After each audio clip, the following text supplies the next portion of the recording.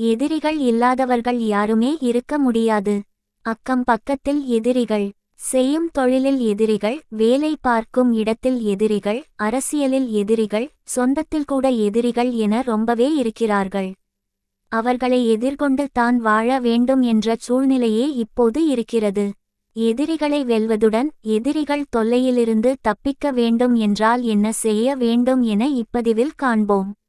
முருகன் வழிபாடு ஒன்றே இதற்குச் சிறந்த வழி. அது பற்றிய பதிவே இது.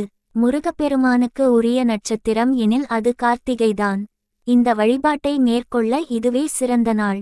முடியாதவர்கள் வாரந்தோறும் வரக்கூடிய செவ்வாயன்று இந்த வழிபாட்டை செய்தாலும் எதிரிகளின் தொல்லை படிப்படியாக குறையத் தொடங்கும்.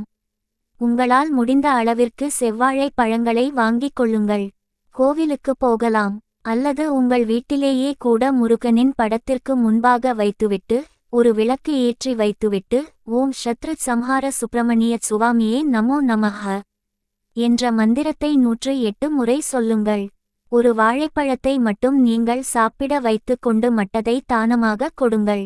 சத்துருக்களை சம்ஹாரம் செய்யக்கூடிய வேலவனின் நாமத்தை சொல்லி முருகப்பெருமானை வழிபாடு செய்யும்போது உங்களுடைய எதிரிகள் எல்லாம் தானாகவே உங்களை விட்டு விலகி விடுவார்கள். இதனால் எதிரிகளுக்கும் எந்த பிரச்சனையும் வராது. உங்களுடைய வாழ்க்கையிலும் எந்த தொல்லையும் இருக்காது. இந்த வழிபாட்டை ஒரு மண்டலம், அதாவது 6 வாரங்கள் செய்ய வேண்டும். இதுபோன்ற பயனுள்ள வழிபாட்டு முறைகள் பற்றி அறிய சேனலுக்கு சப்ஸ்கிரைப் செய்யுங்கள். வாழ்க வளமுடன்.